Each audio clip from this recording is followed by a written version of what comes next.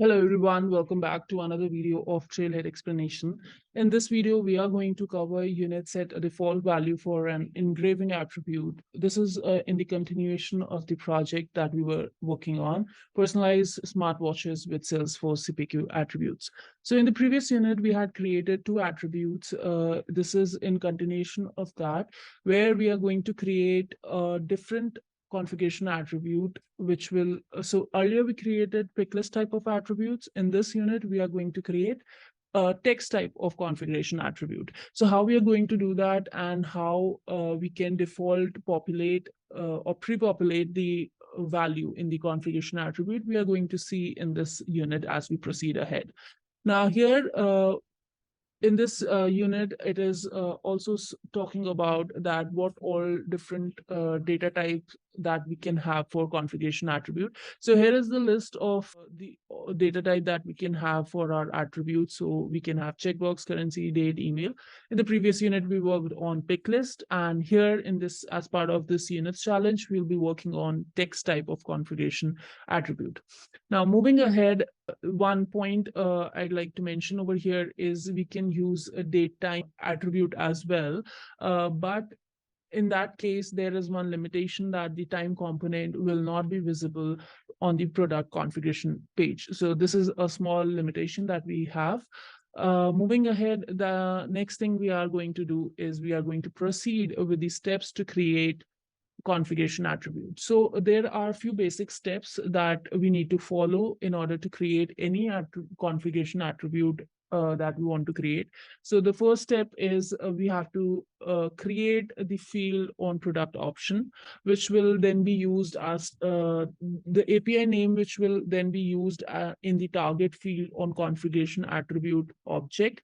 And then finally, we are going to create configuration attribute on the product where we want that configuration attribute to appear. So let's start with our very first step. Before moving ahead, I like to mention another thing, that it is mandatory to use CPQ org. There are specially designed CPQ orgs for these challenges. So make sure you use those orgs only. So without wasting any time, let's go to, or let's launch our Trailhead Playground, which I have already done. Go to setup. The first thing that we have to do is go to object manager, and the object that we are going to go to is product option.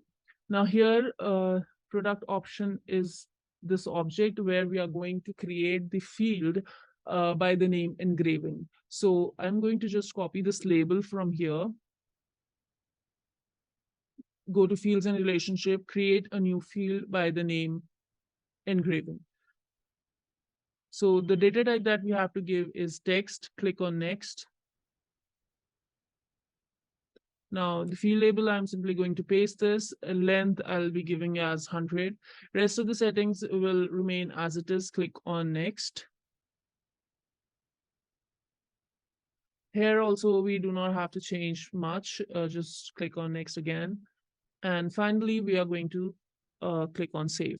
Now, the next thing that we have to go to our object manager again and search for configuration attribute object. So here it is. Now here, what we are going to do is we are going to go to fields and relationship.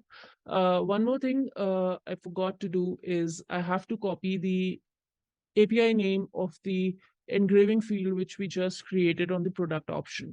So here on the configuration attribute object, we have a field by the name target field. Just open this. So this is a pick list type of field. Now here we have these field API name, you can say. So these are the two field API name which we have used as configuration attribute in our previous units challenge. So here as well, we are going to put out a new field value for this one by the name engraving API name. So let me just go back to my product option object and copy the API name of that product option. I'm going to copy this. Let's go back to configuration attribute, click on new. Now here, I'm simply going to paste the API name and select all the record types. Click on save. So this value will be available for both the record types, configuration attribute and global one. So that's okay. Now the third step will be to create configuration attribute on the product where we want that to appear. So we have done this step. We have created the product option field by the name engraving. Then we have added that to our target field by the API name of that field, which we created on product option. Then the next step, as I told you, that we are going to create the configuration attribute by the name engraving. So let's just go back to App Launcher and here open this Salesforce CPQ application. Now the product that we are going to work upon will be Smartwatch. So let's just go to products here and open the Smartwatch. Then go to related tab, scroll down, and you will find configuration attribute. Two are already created. This was part of the previous unit's challenge. So we are going to create a new one. Click on new button. Select configuration attribute record type. Click on next. And the attribute I'm going to give it out as engraving. Now for the target field, we are going to select the engraving API name. So here, this just tells the CPQ that, okay, you have to fetch the values of the field which has API name as the engraving. So this is only what we are doing over here in the target field. Then row order we have to give out as 10 and column order as 2. So let's just give out this 10. And so column order is basically, it is going to tell in which column this attribute has to be placed. 3 columns are allowed, and this will be present in the second column.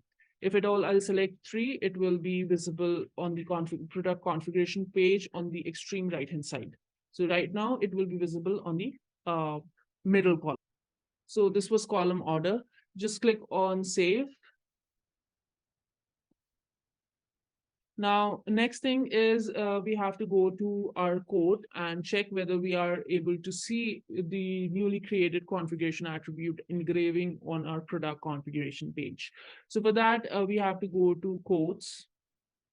I'll open the code new tab, and the code that we are going to refer is 00045. So let's just open this up.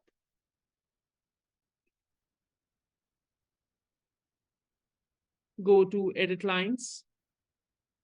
So now here I'm going to click on add products in order to add the smartwatch attribute, because on that product smartwatch we are adding our configuration attribute. So I'll just select smartwatch. There it is, smartwatch. Just select this.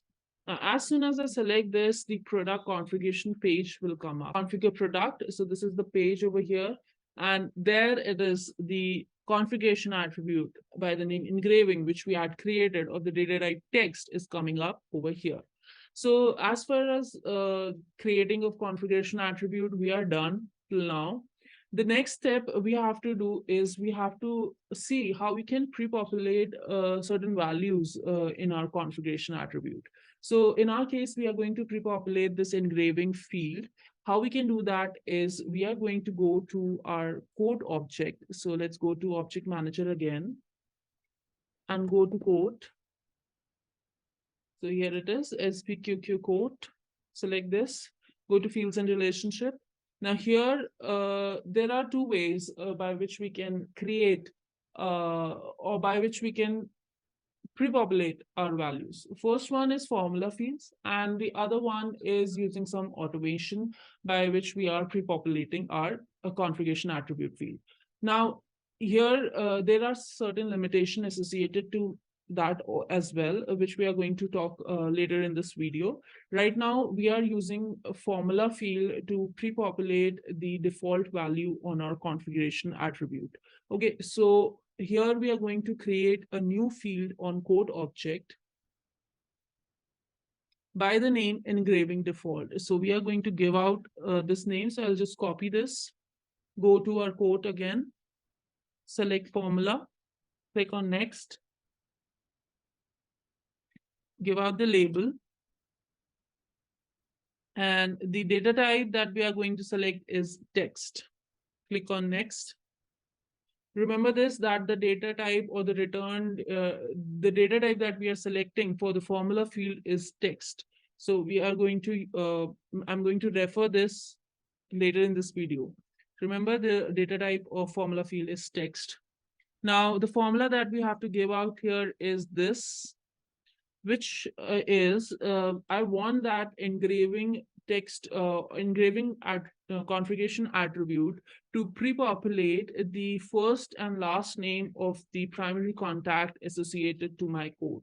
So currently we are testing on 00045. So whoever is there as primary contact, his or her first and last name should appear over here. Okay, so I'm going to just paste this here. Check syntax. So there are no issues with our syntax. Click on next again, click on save. Now, what I'll do is I'll just copy this field API name as well, engraving default. Now go back to your product again and edit this engraving configuration attribute, which we just created a few minutes back.